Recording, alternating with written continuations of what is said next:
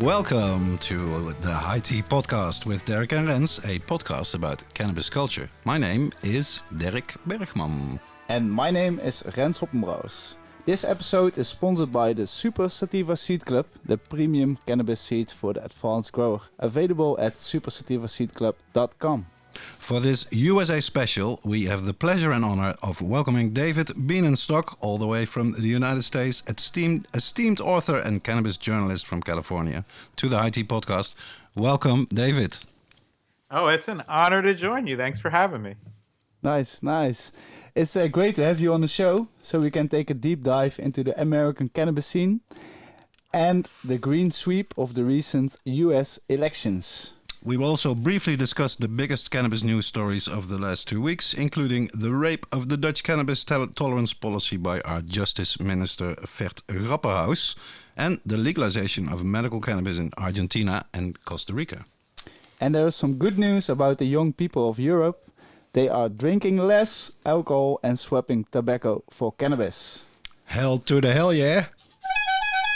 As always, you can listen to our regular segments, What's in Your Joint Today, our history segment, The Ouwe Doos, or The Old Box, the listeners' responses, and some Wijze Woorden to close the show. And if you want to win some premium Lemon OG and Karel's Haze seeds from the legendary seed bank Super Sativa Seed Club, be sure to take part in our contest. This is High Tea with Derrick and Rens, episode 31, USA Special. Yes, good evening everybody, or good morning for the people in America.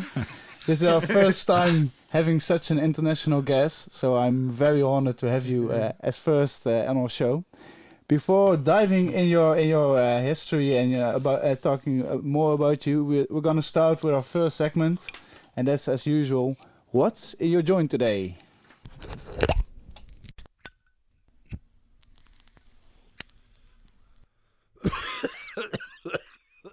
Wat zit er in jouw joint vandaag? Oh boy, good, very timely question because I was about to spark it back up. I live in California in the United States. Very legal for me to grow my 6 plants. So this is some backyard grown gelato. Oh, Which is one of the more popular strains right now in California. Nice morning smoke, and for me, just the cannabis plants that you grew yourself. They may not be the tallest, they might not be the most potent, but they're the closest to my heart. You know, especially this year. A lot of time at home, a lot of time to just sit and hang out with my plants. Yep. So it's nice. I miss them in the yard, Yeah. but I'm happy to have them in the jar. You know, so that's what's in my joint. How about you folks? I will say, let's start with Derrick. What are you smoking at? I'm also smoking some backyard weed. Well, half backyard, half balcony in my case. Some Shiva Skunk from Sensi seeds, which I never grew before. It's a very famous cross. It's Northern Lights number 5 crossed with Skunk number 1. I researched it a bit. It was the first ever High Times Cup winner in the Indica category for Sensi seeds. And then it was later called Shiva Skunk after one of Ben Dronker's daughters, who is actually named Shiva. So while it was growing, it was really fantastic to see that it was such a pure indica, sort of. I never had an indica like that before, like fist-thick buds, even here in the Netherlands with the bad weather. And I must be honest about it. It looked better than it tasted, the end product. Maybe I did something wrong. I don't know. The other plants were good.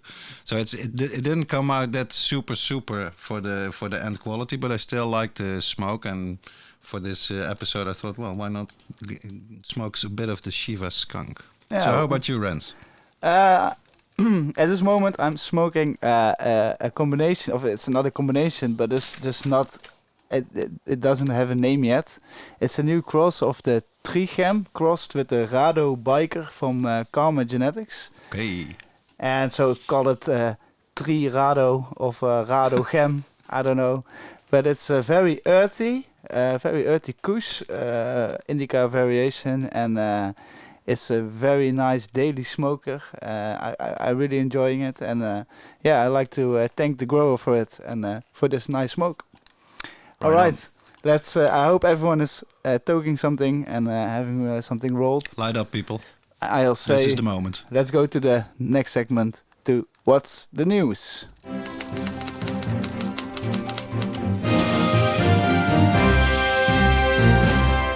All right, let's briefly talk about some of the big cannabis news stories. Starting here in the Netherlands with our Christian Justice Minister Vert Grappenhaus. Derrick, you wrote in a recent CNN BS column that he raped the cannabis tolerance policy. What exactly happened? It's a crazy story. I'll try to summarize it a bit, but it might also be interesting to for the international audience to get a bit about the intricacies of the Dutch policy. Well, what happened actually is that on October 13th, our Prime Minister Mark Rutte and our Minister of Public Health Hugo de Jonge announced that the use and possession of soft drugs would be banned between 8 in the evening and 7 in the morning as part of the corona measures. Beats me how you can beat corona by not smoking a joint in public, but that's another story, of course. And the request for such a ban came from the security regions, who are sort of spearheading and making the policy for the corona measures.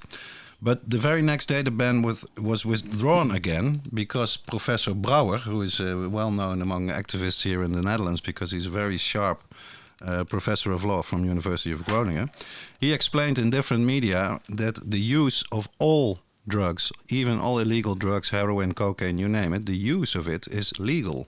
It is not in our opium law. So you cannot ban it because it's not in the law.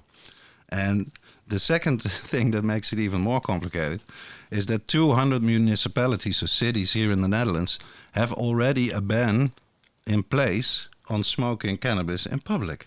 So 200, it's the vast majority of any cities we have here in the Netherlands. It's already banned, whether you do it in the morning, in the afternoon, or in the night.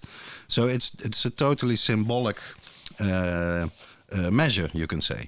But when they withdrew it after the comment of Professor Brouwer, the Christian parties in Parliament came up with this motion asking the government very, very with speed to make sure that it would be possible by any means to ban this, even the use and also the possession of cannabis. And then what happened is that our Minister of Justice Grappenhaus wrote this letter. It's quite unbelievable, where he actually literally says, I've translated it, possession of soft drugs is not covered by the tolerance policy. The tolerance policy, as set out in the Opium Act instruction, only applies to the sale of hemp and hashish, no other drugs, in the coffee shops. This sale is tolerated under certain conditions, and this means that the legal prohibition is not enforced. So what he's saying here is that the whole policy is not meant, or does not even apply to consumers, but only to the 600 coffee shops left in our country. So this is crazy, and I was really fuming when I wrote the column, because to my best knowledge there was not a single member of parliament who asked questions to our Minister of Justice. And after the column was published, I got a mail from Kai Hollemans from Legal Advice. He's also like a consultancy on drug policy. And he corrected me. He said there were actually some questions about it, and you can probably guess who was the one member of parliament who did ask these questions. Our witch? No. No, it was our darling, not our witch. It was Vera Bergkamp. It was Vera Bergkamp of D66 Party, and she had very, very good and eloquent, sharp questions that she asked the minister. And the most recent news about this, just from this week, is that the minister has said, I'm going to need some more time to answer these questions. So that tells me enough. You cannot answer them. This is all total bullshit. And of course the policy was originally meant to protect the consumer, not the coffee shop owner. Yeah. So crazy Dutch, typical Dutch tolerance policy, weird story. Yes. Over to Argentina. The government has legalized home growing for medical use and the sale of cannabis oil in pharmacies in the South American country of over 44 million people. And that's a blown big step, I think. I think it's huge. I'd say it's the biggest policy story of this month at least, because indeed in Argentina it's a big country, and with the home cultivation, albeit only for medical right now, I think it's a huge step. I think they everywhere start with the medical first. And Yeah, because right after this news from Argentina came also news from Costa Rica that they are also going to legalize medical cannabis and have like a cannabis industry. And maybe we could add the other news story with it. More countries, even more countries. Because also like the Times of Israel announced that Israel is going to plan to legalize recreational cannabis within 9 months. So that's also like a big thing. And so much faster than our government, who took like 6 years only to do a tiny experiment in a few cities with the coffee shops. So yeah, and like they one of the things they're saying is according to the new law being promoted, people aged 21 and up will be allowed to purchase cannabis at specialized stores. They will be required to show identification. And So I don't think there's home growing included in the proposal. I don't see it at this moment. Not I don't think so. so, but it's still big steps are being taken in other countries. So I hope the Netherlands will go on it as well. Let's talk about our final news story. Is about the 15 and 16 years old school students in Europe. The European School Survey Project on Alcohol and Other Drugs, the ESPAD, interviewed almost 100,000 15 and 16-year-olds in 35 countries. Yep, it's interesting news, and the headline would be the EU youth is drinking less and swapping tobacco for cannabis. And the study found more than quarters of those questioned had used alcohol, and 47% had consumed alcohol in the past month. So that the numbers are, of course, way, way higher than cannabis. But let's see. There were strong disparities across countries, with only 2% of young people in Iceland saying they smoke cannabis daily, compared with 1 in 4 in Bulgaria. And the number one hasn't changed. It's France again, people. In France, 24% of those polled, 15 and 16-year-old, said that they had taken illicit drugs at least on one occasion. French youngsters were also, albeit in smaller numbers, 2.8%, the most likely to have tried cocaine among their continental peers. So it's another example of if you have a very strict and repressive drug policy, sure as hell doesn't mean that your youth is not using any kind of drugs, be it hard or soft. Yep.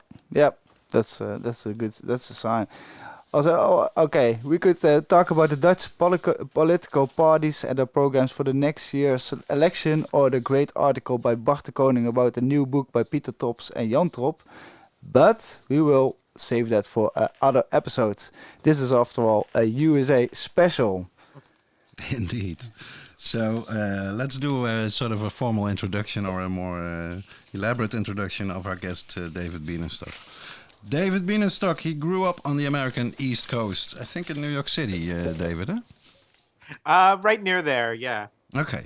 And started working for High Times magazine from out of New York in 2002. He was head of content at High Times for 10 years and compiled the official High Times Pot Smokers Handbook that came out in 2008. And in 2010, he relocated to the West Coast, to Northern California, to be precise, the epicenter of the cannabis scene in the US, I would say. In 2016, he published a wonderful, wonderful book that I'm reading just now. I just only, I think, 2 chapters left. A book called How to Smoke Pot Properly, a highbrow guide to getting high. He has appeared as cannabis expert on all major TV networks and is a regular guest at Leafly's The Roll-Up podcast. And he also co-hosts Great Moments in Weed History, a podcast that dives deep into humanity's 10,000 plus year relationship with cannabis to find the humor, heart and historical importance of this very special plant. And some people still say stoners are lazy. Let's go back to the first ever time you smoked cannabis. When was it, and what happened? What was the first time you smoked cannabis? Can you explain Gosh, us? it was a world-changing event for me. It was if I say a bowling alley, does that translate to a Dutch person? Yeah, we know So what it was you in mean. the parking lot behind a bowling alley. I wish Like it in the was, Big I could say Lebowski. it was on a mountaintop or next to a alpine lake or something, but it was in the parking lot behind a bowling alley. And for me, not to get too deep into it, but I was somebody who I grew up, with a lot of anger. I had a chip on my shoulder. I had a hard time relating to people. And that first experience of getting really high, it just helped me kind of laugh at myself and gain a different perspective on myself as a person. So sometimes, a lot of times when we talk about the medicinal use of cannabis, we rightly talk about things like treating cancer or MS or seizure disorders, which we, of course, all of us listening to this podcast know that it's a profound medicine. But for me, it was a medicine in a different way, in a way that really helped me look at some of the traumas of my life, some of my own inability to relate well to the world. Um, and that relationship goes on to today. Mm-hmm. I like to say, weed isn't the cure for being an asshole, but it's a good place to start. And it started me on a journey to being just a much more open and self-reflective person, and somebody who it also, even long before it was my job, Uh-huh. writing about cannabis, you connect to a community of people that is open, diverse, progressive. Not that every person who smokes cannabis has the same viewpoints, but I do think that there's an openness to this community. Part of that comes from the plant itself, and part of that comes from our collective reaction to this oppressive system of Uh-huh. being marginalized, of being criminalized. To me, and I have to say this up top, the first time I was able to come to the Netherlands was the first time I was ever able to consume cannabis without being worried about being arrested in a public place or semi-public Uh-huh. place of a coffee shop. What year was this? You remember? This would have been about 2003. I Okay. was working on the Cannabis Cup events. It was something I did almost every year for about 10 years. So I have so much love for the Netherlands. I've unfortunately, because it was a work trip, not gotten out of Uh-huh. Amsterdam very often. Uh, Don't 'Cause we worry about were, it, Dave. I don't think any American in the history of the High Times Cup ever has gotten outside of Amsterdam during the cup. Maybe to go to the cannabis castle. um, but you know, that was another really profound experience, and something that, not just for myself, but for many, many decades, um, the Netherlands has provided that experience to people, and even for people not able to physically come and take part in coffee shop culture. It was a beacon of hope, of reason.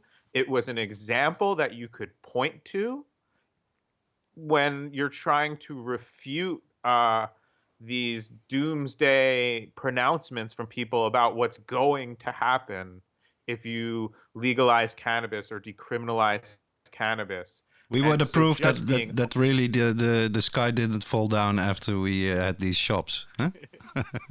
Yeah, absolutely. And so in our podcast, Great Moments in Weed History, which I do with my partner, Abdullah Saeed, we did a whole episode about the Provost movement Uh-huh. and how seed companies and coffee shops came to the Netherlands. And it was, through civil disobedience, through street demonstration, all of these things that inspire me politically. And that's just another thing where you could point to this example. Don't wait for politicians to come and create this change. You have to push for it, Very and they important will point. always follow. Absolutely, yeah. We'll certainly get into activism later in the show, I think. What interests me is, okay, from this first moment in the parking lot of the bowling alley, when did the idea come, or even the possibility of making a job out of the weed? Working for the plant, as Doug Fine always used to say. Still says. Love Doug. It was something that was always important to me. Before I got the job. It was really a part of my identity, of my social scene. I grew up in a part of the country where people obviously grew weed, but you didn't know about it. It wasn't like California where there was a real culture of growers. And I had a few journalism jobs, and I got an email from somebody who said, "Hey, I know you. I just saw a want ad for a job at High Times.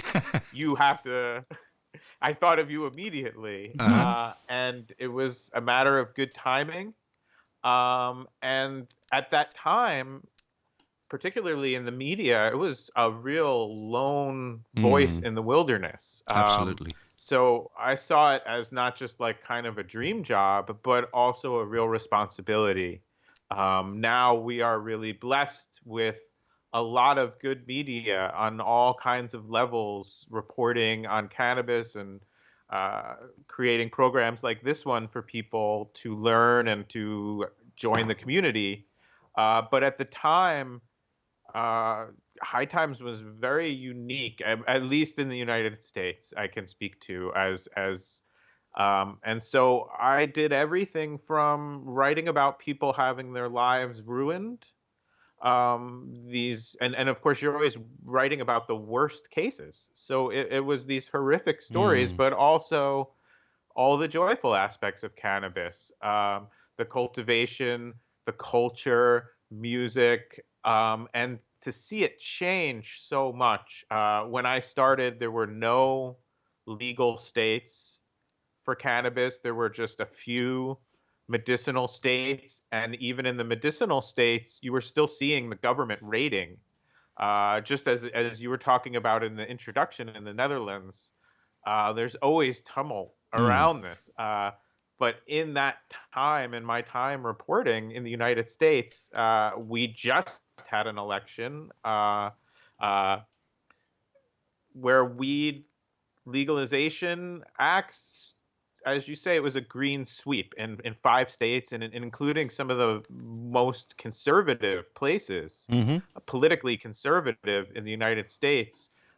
Cannabis won in all. We also had 2 elections on decriminalizing psychedelic plants in Oregon, that both passed. Oregon and in Washington, D.C. Great. So it's very, very exciting. I try not to lose sight of the fact that half of the country I live in and the vast majority of the world is still living under prohibition. But it's been a real journey from that parking lot, to answer your question.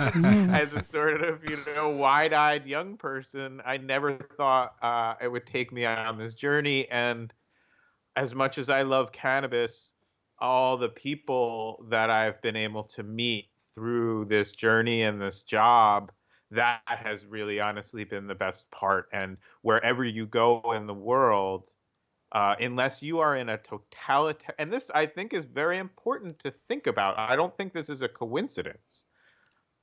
Unless you're in a totalitarian state, you will find cannabis and you will find cannabis people anywhere in this world. And so that has been kind of the most beautiful part of this for me. Yeah, fantastic. What is a bit painful in a way, like I'm a big High Times fan myself. My career in cannabis journalism started with, say, the Dutch equivalent of High Times. It's called High Life. Not that original. They've been publishing since '91, I think, but still on the market, and I still write for them. And you can say now that in the past 2-3 years, from my perspective here in the Netherlands, High Times has totally gone down the tubes. Really, the people that are now in the main management of the mother company, they I think are ruining the magazine and even the legacy of the magazine if they're not careful about it. You no longer work for High Times, I think. You went on also to, of course, write for Wijze. What's your perspective on what's happening at High Times? And there's no print, I think, anymore? Yeah, I should make that really clear, and thanks for giving me that opening. I have nothing to do with, after having worked there off and on, but mostly on for more than 10 years, so a really big part of my life. The people who have come in and taken over are just terrible people, the worst kind of predatory capitalists, people who have no love for cannabis or this culture, who are, I want to choose my words carefully, acting in very dishonorable ways. There's a great article from a publication called Politico that really gets into the details, but it's very, very sad and unfortunate. Whereas the legacy of the magazine was founded by a cannabis smuggler and a left-wing radical activist and somebody who was also a very big part of the underground press movement here in the United States and around the world. And we did an episode of our podcast, Great Moments in Weed History, about Tom Forsad, the founder of High Times, somebody who passed away long before I ever came to work at the magazine, which has been going for more than 45 years now. But who created to me something very inspirational, very important, and to see, and very, very anti-establishment, and very pointing out everything that is wrong with the government and its authority, not just over cannabis, but in many, many ways, and to see it fall into the hands of people who are very the worst kind of scammy business people. It's sad. It's somewhat reflective of what's happening in the United States as cannabis, I don't like to say the mainstream. I just think as it moves into capitalistic society here in the United States, we see a flood of people coming in who have no love of the plant and no love of this community. And I just ask people always, support the kind of cannabis you want to see in the world. And that's whether you're shopping for buds, or whether you are choosing a media outlet to get your information from, whether you're choosing an event to go to. Think really carefully about that, because there's still plenty of people around who have great heart around this, who have been part of this community and contributed to it. And if we all just choose to support what's authentic and good in cannabis, these other vulture type people won't have a chance. They won't succeed. I love it how you phrase the question in the book. How can the weed heads band together to keep out the greed heads? Well, you sort of answered that question already, I think. Support the right brand, support the right people. Be a very critical consumer. What else can we do to band together and keep the greed heads out, you think? I think the other place is when it comes to policy. We had 5 states in the United States just vote to legalize, and a lot of other states are moving in that direction. But it's not a yes-no switch. There's a lot of details. Who are the licenses going to go to? Are they going to go to people who have been doing this for decades underground and have a lot of knowledge and love for cannabis? Are they going to go to communities of people who were the targets of the war on drugs and suffered the most arrests and disruption? Or are they going to go to people who are already rich and are just coming in to this community to extract capital? Yeah. We also have an issue where after abusing our rights for decades, in many states, the police get money Yeah. from Yes. cannabis taxes. Mm-hmm. To me, that's profoundly unfair. Yeah. We have a huge problem with racist and oppressive policing in the United States. But we also just know as our community, beyond the racism of it and beyond the illegitimacy of arresting people for having a beneficial plant, the cruelty of it. There's something wrong with the police, and it's not just about cannabis.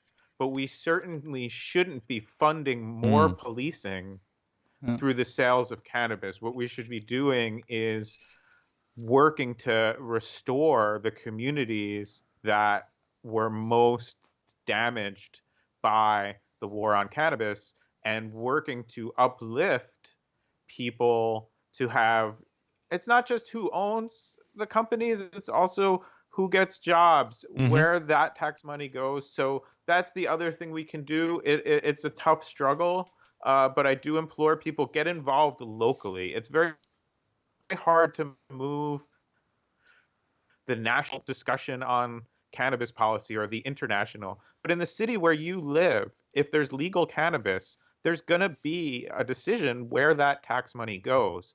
And that's where you really can have a big effect just by making sure your voice is heard. Mm-hmm. Absolutely. Okay, so let's move to this other topic that I extracted actually from your introduction as well. You say in the introduction, it's high time that we start to redefine the debates. It's no longer sufficient to talk about the harms of marijuana prohibition. We've got to start loudly and proudly celebrating the many serious benefits this plant brings into our lives and communities. I love that idea. How are we going to do it, and how far has the discussion been moved since you wrote this back in 2016, I think? I think the discussion continues to move. I think when it comes to some of the regulatory aspects, it is a tough fight. When we start to talk about our effect on the culture, we're doing great. The Mm-hmm. more people who are able to experience cannabis in a positive way, they're going to experience the benefits. They're inherent in cannabis, Uh-huh. and they're going to become new advocates. And cannabis culture that we've kind of always known the beauty of it will just be shared with more and more people. And I think one of those benefits, we've done a really good job with the medicinal benefits. Uh, Despite the medical establishment lying for so long and the pharmaceutical industry fighting us, most people, at least in the United States, now understand the basic medicinal benefits of the plant. And if Uh-huh. somebody gets, unfortunately, a diagnosis of cancer, they're going to know that cannabis is an option and that it can possibly help them and possibly help them a lot. So I think the new place is when we try to talk about consciousness, when we try to talk about cannabis's ability to help you relate to other people and Mm-hmm. other ideas. Um, because that is something that the world sorely is lacking right now. That is something that's at the root of a lot of our problems. And it's like I said, it's not the cure for being an asshole, but it is a good place to start. And I Yep. say that of myself. Uh-huh. I'm not pointing the finger outward. I sometimes think I'm 45 years old now. I was uh, I was a younger teenager when I was at that bowling alley. Uh-huh. Who would I be if I had never had access to cannabis? What kind of person would I be? What would I be doing with my life? Obviously, I wouldn't have the same job, but that's not really what I'm talking about. Would I be a person carrying all this anger and trauma? Uh-huh. Would I be a person unable or unwilling to relate to other people and uh, take in other ideas that are outside of what I already feel I know? And when you do that writ large, when you take something that's so inherent to humanity, We have this 10,000-year history with cannabis, and you suppress it. Yes, we can look at the arrests and say that that's bad. And yes, we can look at every person going through chemotherapy and suffering terribly because they don't smoke a joint that could help them. But we also have to look at this one higher level of consciousness and say, what have we robbed ourselves? Everybody needs to chill the F out. It's quite obvious to me. Yep. At this moment in time, everybody needs to be able to come together around something, and I think that's and we see this within cannabis culture. Cannabis culture has many. You could be a very hardcore libertarian type person coming into this cannabis culture. You could be a hippie type person.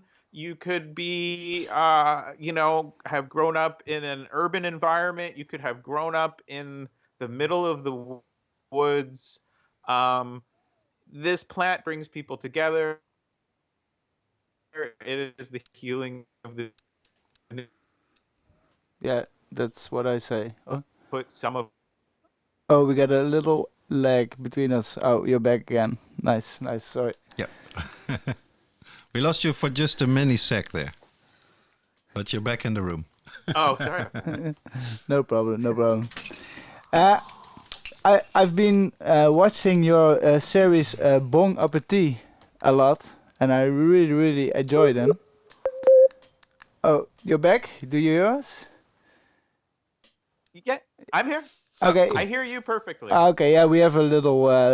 That's a sign you're definitely way back in America, and that we're faking it. So now I was saying that I really admire your shows from Vice, the Bon Appetit series, and one of the shows I saw is when you were smoking with a lot of legends at the house of Hunter S. Thompson. And since we are both, Derrick way more as me, but we're still fans of it. Huge fans. Could you explain a little bit us? How was that day at the Owl Farm? How was your experience? Oh, that was in my whole time doing this. That was one of the most meaningful and enjoyable days to me. It was very soon after Colorado, the state of Colorado had voted to legalize, which was where Hunter Thompson lived in his fortified compound out in the woods. And that was the first state to really put in recreational cannabis stores.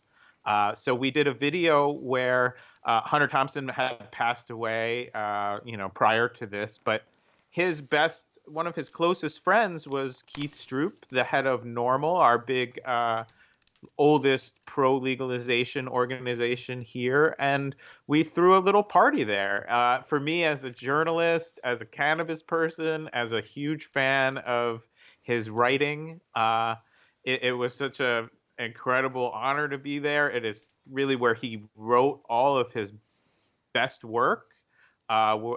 It's not open to the public, but it is in some way like a museum in that it has not changed since he passed away. There are notebooks everywhere, handwritten notes taped to the wall. In his typewriter is the last thing he ever typed, half written. Wow. You really feel his presence there, and we actually did an episode of Great Moments in Weed History about the time he ran for sheriff. Oh yeah. Very on the timely Freak Power tickets. Yeah. Yeah, on the Freak Power ticket to totally legalize cannabis, but many other things. He was going to rip up the streets of the town and sod them. He's going to change the name of the city to Fat City. Yes. So that no ski developer types, business types could cash in on the name Aspen, Colorado, because it would be Fat City, Colorado. He was a genius. And mixing this, first of all, he almost won. He came very, very close. And he talked about issues that are still at the forefront today and still unresolved. Legalize cannabis, protect the environment, not have so much financial inequality, i.e., not let these developers come in and make all this money and destroy the environment of the town. And he talked a lot about abusive policing. But for the video, we made a really high end sort of weed infused dinner with a local chef. We showed people, look, this is what legalization looks like. This is going into a store. This is what you can do. And we talked about that long history of activism with NORML. And Hunter Thompson was a long time supporter of NORML from the very beginning of the organization. So it was very, very hallowed ground for me. It was a lot of fun to do. I'll admit, I have the same birthday as Hunter Thompson, July 18th.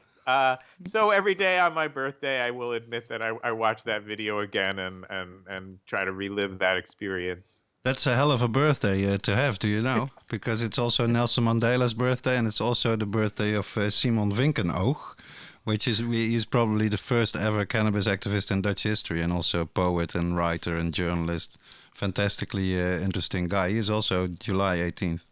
We're all cancers. You are cancer too. I am a cancer. He's 15 July, 16 July, 18 July. Oh, there you go. Well, maybe someday I'll have to come visit for my birthday. I cannot wait to. It's been too long since I've been in the Netherlands, and I can't wait to return. Also, sometime when the Cannabis Cups were always in late November, Thanksgiving. I would very much like to come sometime in the summer. Oh yeah. Then it's actually good weather here. We can have it, sunshine and all. Well, talking about the Cannabis Cup, I can say like that the High Times Cup's been like a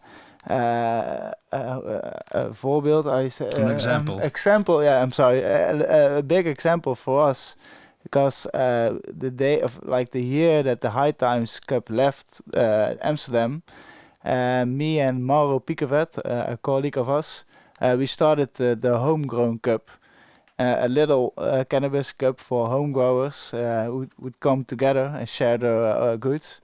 That's I like to speak with one of the original High Times Cup organizers. Could you also tell us about your experience about judging a cannabis cup, and what do you think about it? Oh, okay, sure. I should just say I didn't work there until 2002, and the cup, I think, kind of got its start in the late 90s, or maybe even earlier. I think early 90s, yeah. But I am somebody who I had to say, this is too important. I can't judge a cannabis cup. I love if it was about how much you love cannabis, I think I could. But if it's about how much you can tell about the 15th joint you smoked, I just don't have that kind of palate. So I would come over, work on the events, love them, hang around with the people who were doing the judging. I guess the best advice I could give you secondhand is drink a lot of water. Don't smoke too much of each. Well, that was also the other thing. If you gave me 6 months to judge 60 different kinds of cannabis, I'd happily do it at home. But, we would be over in Amsterdam for maybe a week or 10 days, working 16 hours a day on this often chaotic event, and then trying to fit in judging 25 strains. I just had to admit I couldn't do it justice. So that's. But how is the how many entries would you get for the Homegrown Cup? Because that's a very interesting idea. I really like that. Yeah, it depends a little bit. Like last year, we had in total of 130 entries. Wow. But we also splitted the event in an indoor and also outdoor event, because like 2 years ago we had a amount of 150 people together, and since it's still underground and all illegal, it was pretty hard to all hide all those people somewhere. so we thought, well, like, let's keep it personal, let's keep it cozy, let's split up the people, and so we have 2 tiny events. Since of the corona, we do it all differently this year. We're gonna do it the home edition cannabis cup. You have to. So yeah, that's the thing. But people still can entry with their weed, homegrown weed, and we make the boxes. And like in our concept, the people that enters the cup, the growers are also the judges. We don't sell judge bags or anything. It's just like for growers, by growers, and all together. So the next day that they enter the weed, the next day they can pick up their judge pack and they can judge it at home or at their Airbnb or at their hotel. But we have a very also international competitors, or I say that they come from Spain or France, Italy, the UK, Germany, Switzerland, Swiss. So yeah, it's we've doing it now for 6 years. It's just a small little thing, but it's I really like to do something back for the growers, since I'm not able to grow. I think that's beautiful. That sounds amazing. And one of the things that I miss so much about the coming over for the cups was how international it is, because we're able to have, and well, not right now, but have big cannabis events in the United States, sometimes 30,000 people or more. Wow. I want to shout out the Emerald Cup in California is an amazing event. Yeah, I've been there. But just because of simple geography, we don't get people from all around the world. When we used to check people in for the Cannabis Cup, South America, Asia, Africa, not all different proportions, but really people from all over the world. And you'd see the same people coming back, bringing their friends. We'd get a tour group from Japan every year. And it was amazing. And even when there was no common language, you would see people hanging out at the coffee shops, just pointing to something, drawing a little picture of a lemon, look, it's like a lemon, and then laugh. And I always just found that so life affirming. It always gave me such a good. I always felt like the plant itself was very happy to see such an international collection of people together. And so if you're keeping some of that vibe going, I really appreciate it. And yeah, support all the growers. That's definitely the way to go. Yeah, and you also had like a good advice for the people at home also, like to do your own cannabis cup with your friends. Yeah, if you're not in a legal state. I also like that. So you ask all your friends to bring their best stuff with them.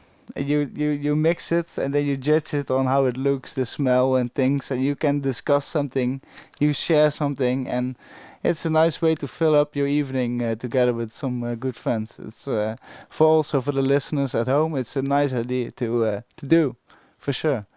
Okay, I want to get back to a bit of reality, not too much. I want to talk a bit. I want to talk a bit about. Okay, we can now, I think, safely say that the new 46th president of the United States is Joe Biden and not Donald Trump. What do you make of the chances for federal legalization in his first term? To put it like that. I think it's going full on federal legalization is going to be tough. And honestly, that may not be what we want right now. We want an end to arrests everywhere. But if federal legalization happened through the government we have or are likely to have, I don't think it would be a very good system. Because there is too much power with people who hate cannabis. Mm-hmm. What I see very likely to happen is one national policy under. Don't die, Derrick. National policy under Joe Biden will be far, far, far ahead of what we've seen for the last 4 years. Okay. But where the action will be more and more states legalizing, and then possibly states working together. Right now, nothing can cross state lines. So if you're in California, uh, California grows way more cannabis than California can consume.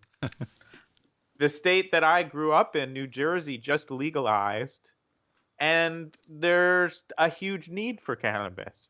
Right now, there's no way to legally get cannabis from California to New Jersey for sale in a store. But that might start to change, and that would be another huge move towards ending prohibition entirely. At this point, all of the momentum is with us, but we are still unfortunately going to have a federal government that is pretty likely to be divided. And so it's hard to move any kind of big legislation through our government. There's a lot of things the president can just do waving a wand, but creating a federal system for cannabis would not be one of them. But I could name, well, I don't want to get too specific into U.S. politics, but there's another 5 to 10 states that are likely to legalize in the next 2 to 5 years. So that's where I see the progress happening. Because you have these midterm elections, of course, in the United States, where it's for is it for Congress or for the Senate? And then that gives you the opportunity to have a ballot initiative and vote on it, eh? Some states allow you to have a ballot initiative where you can directly vote on it.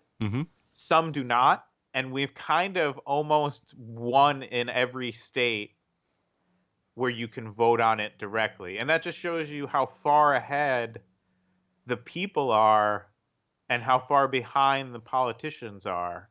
If you let people vote on it, they say yes, even in a very conservative place. But if you don't have that option and it has to go through our broken political system, it just doesn't go anywhere. Or the fear is you get a kind of legalization that is so favorable to big business and pharmaceutical companies, etc., and so pushing out everyone else that it's not the kind of legalization you want. So that's part of a bigger problem of just politics in the United States right now. Yes, we got rid of this person who I consider a tyrant, who I consider a fascist in waiting, if in waiting. It is a huge relief. But the underlying problems in this country that allowed us to elect such a person have not completely gone away. So I don't want to be pessimistic. I think there's a lot of great change that's going to come. I just don't think in the next 2 years at least you're going to see a big bill at the federal level. Okay. Well, thanks for that insightful insight into U.S. politics. And yeah, of course, we are following it as good as we can. And it was, to me personally, I stayed up until 6 o'clock in the morning on the first night of November 3rd. And that was basically not so much because of the Trump-Biden circus, but really because of the ballot initiative states, And I sort of knew at least I can go hooray a few times during the night. And that's exactly what happened. And of course, the rest was just a total shambles. After 4 days, we still had nothing. I never watched so much CNN in my life, I think, in 1 week as that election week. Yeah, I made a map and I pinned a joint to every state that was voting on it. You can go on my Instagram and see it, and celebrated. And by the end of the night, I was very stoned and also still very anxious. but not about weed.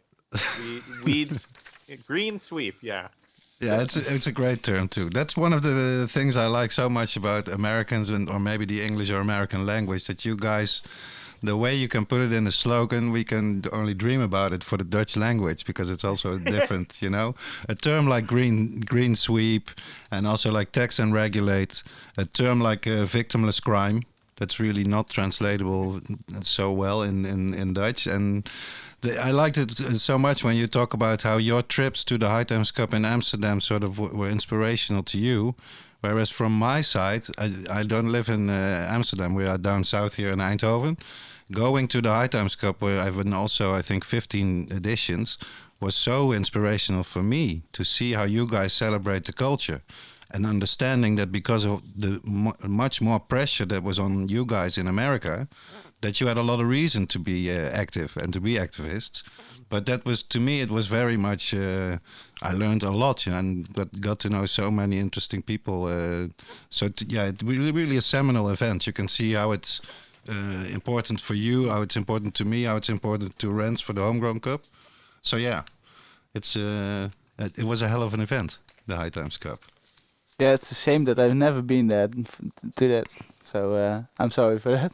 Mauro, he was just in time, Yeah. the final one, when we were all kicked out of the Milky Way building. It was just maybe we should do a special sometime on the event or something. That's for sure. Well, I like to talk with you again in a few years or a few months later, maybe with some new news in America or some other joints you could smoke on the other states. I think we could. We will finish the interview because you have a lot to do today. You have a next call lined up for you, I think. And otherwise, we're in the middle of the podcast. Then you have to go out. So I think we have to thank you now for your time being here in the show and have your opinion. And thank you so much for it. Yeah, thank you so much, David. Oh, thank you both. It was a wonderful discussion, a great hang, and I want to tell one quick story on my way out because it's please. Strangely one of my favorite memories of the Netherlands was when you're talking about the difficulty of making a slogan in Dutch. I think it's because the words are so long. Most of them, yeah. And so one time, my first trip to Amsterdam, I'm working on this event. I'm very pressured. And I'm trying to find a certain street. And I've got it written down. And I'm so stoned because I was still trying to judge the event. I was still making that mistake, thinking I could do that. And I'm on a street, and I'm looking at it written down in my hand, and I'm looking at the street sign, and I'm going back and forth because it's, the difference between if you're the grach and the and the achtergracht, yeah. Yeah.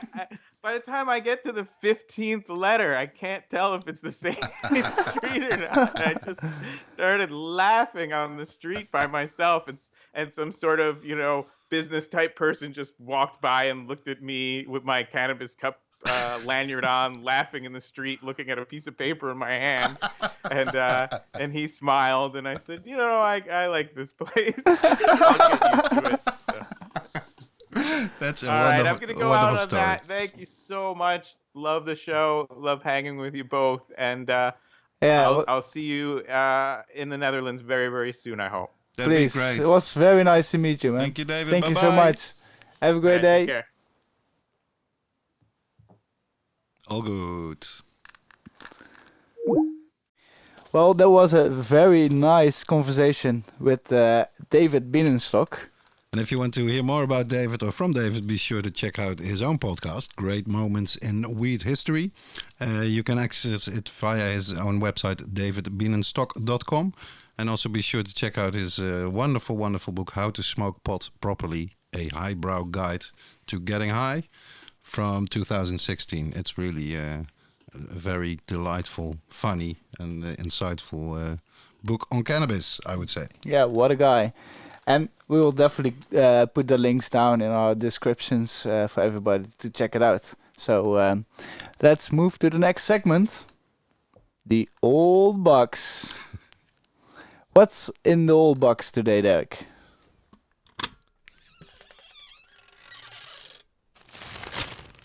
Well, during the research for an as yet secret project, you'll hear more about this, listeners, in the following episodes, I came across a newspaper article from 1990 in the Leeuwarder Courant, the Frisian newspaper here in the Netherlands. And it is actually about our good friend Doede de Jong from Friesland. He's probably the best known Dutch weed grower. And what I like about this newspaper article is that it shows how different the climate towards cannabis was back then, 30 years ago. So I've translated the article and the best bits of it in English, so our English-speaking listeners can also understand what it's about. The headline goes, hemp grower takes legal action to prevent culling of hemp field. And here goes the intro. I have always enjoyed gardening. This is how Doede de Jong explained in part the presence of about 200 hemp plants in the garden at his home in Appelscha. In summary proceedings against the state of the Netherlands, he wants to prevent his crop, just like that of a number of other growers in his area, from being destroyed by the police.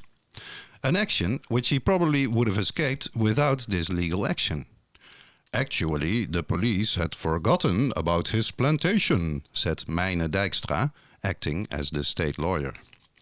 So the article goes on to explain what Doede back then tried to do, is go and sue basically the Dutch state for saying, if you come near my wheat plants again, you will have to pay me 20,000 Dutch guilders. So he totally turned the tables on the state, so to speak. And there was a reason for this. The article explains. The Supreme Court, as reported, recently left a 36-year-old owner of a field with 555 hemp plants unpunished. According to the highest judicial authority, the man was able to make it sufficiently plausible that the crop was intended for seed harvesting and not for the production of nederwiet, the smokable, mind-altering tops of the hemp plant. Cultivation for the latter purpose is covered by the Opium Act, while planting for agricultural and horticultural purposes is permitted. So then the article goes on to explain that Doede said in the court that he basically uses a lot of his wheat to get seed from, and that he uses a lot of the seed to give for chicken feed to his chickens and his rooster. The resident of Appelscha feeds his chickens and a rooster with part of the seeds, with the hemp plants on the outside of the field serving as a wind barrier for crops further in. But above all, de Jong grows the hemp plants as a hobby, his councillor said. The reason lies mainly in breeding to improve the crop. De Jong did not want to deny that he uses part of his crop as nederwiet for his own use. However, he could provide for this with 10 to 20 plants. He said he gave a large part of the harvest of smokable tops to friends and acquaintances, who were also important buyers of his seed, because they share the same hobby. About half of the smokable material would disappear into the compost heap without reaching the nederwiet trade. A trade that is permitted for small quantities, his councillor Haagsma recalled.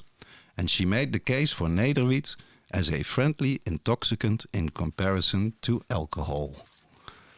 I would say those were the days when you could argue in court having 200 wheat plants in your garden, like Doede had back in 1990, and then actually you yourself going to the state saying, don't touch him or I'll sue you.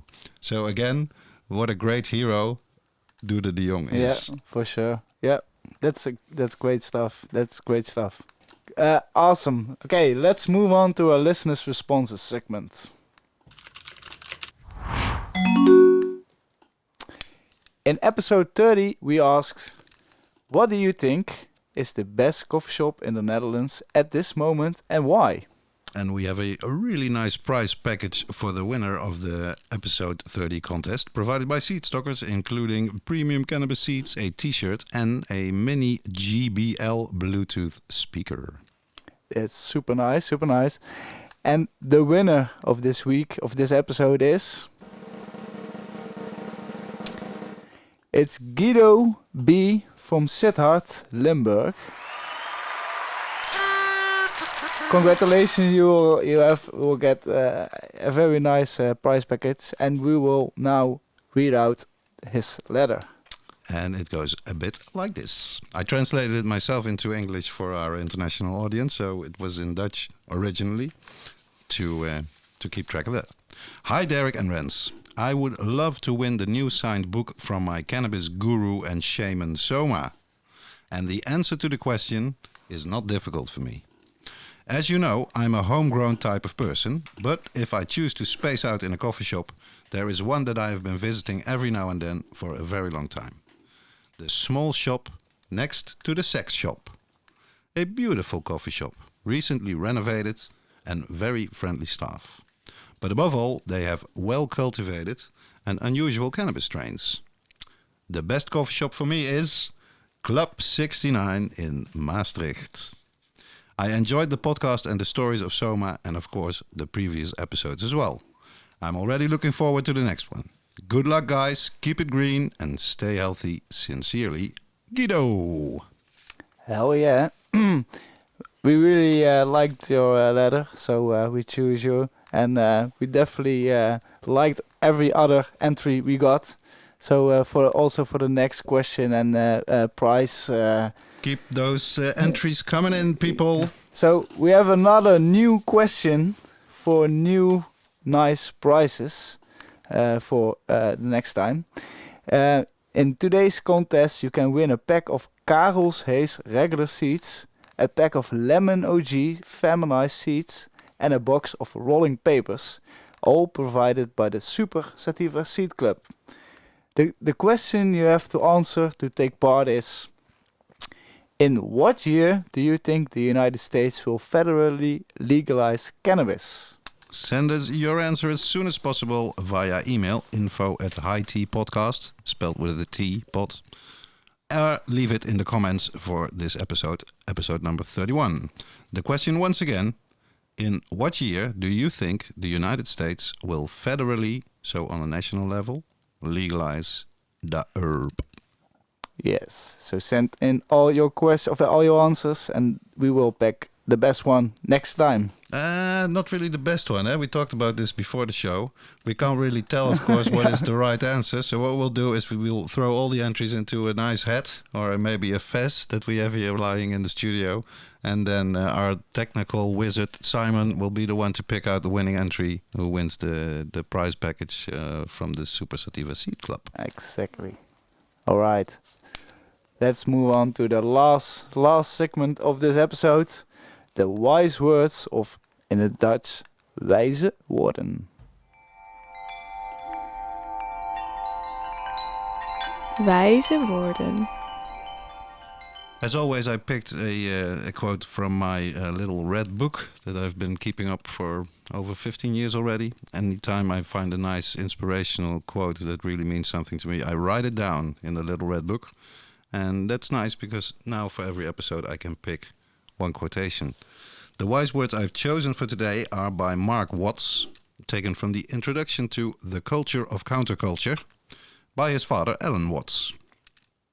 And these are Mark Watts' wise words. Within each counterculture lies the seeds of a new beginning. One might even look upon participants as the problem solvers who ultimately help the culture by introducing its next adaptive phase. And can you explain a little bit about this? What's so inspirational about it?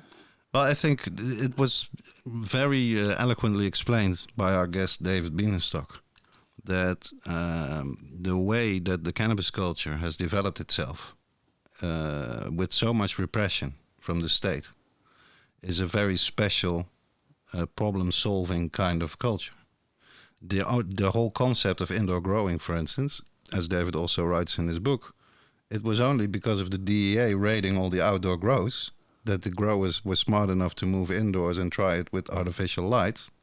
So they are the people taking the risks. The people are really pushing innovation forward and showing the mainstream culture what you can do. For instance, with cannabis, but it goes for basically every counterculture. Yeah, oh, that's true, definitely. I think this was in total a very inspirational episode, and also included the guest. So I think we came to the end of this USA special, And I want to thank David Bienenstock again for being on the show. And I want to thank Simon, our technical wizard, and the Super Sativa Seed Club, the sponsor of this episode. You can find them online at supersativaseedclub.com. And thanks all guys for listening. And don't forget to send in your answers for the contest. And stay safe.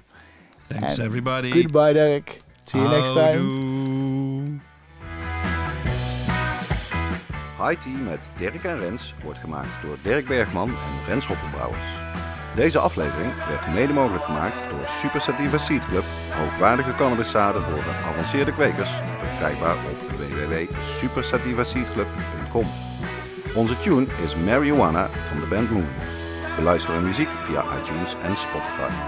Volg High Tea op Instagram, @HighTeaPotcast met een T, of mail ons via info@HighTeaPotcast.nl.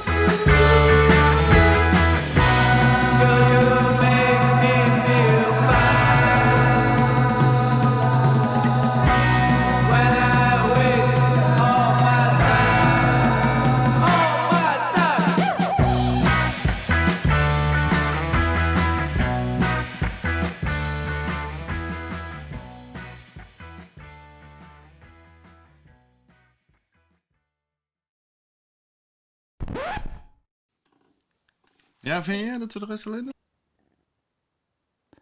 Okay, that was a very... Okay, wacht, even overnieuw. Okay. Alright, okay, it's time to move on to our listeners' response segment. In episode 30, we ask, what do you think is the best coffee shops... Mag je even overnieuw, alsjeblieft? Run it. Oké. We hebben de tijd.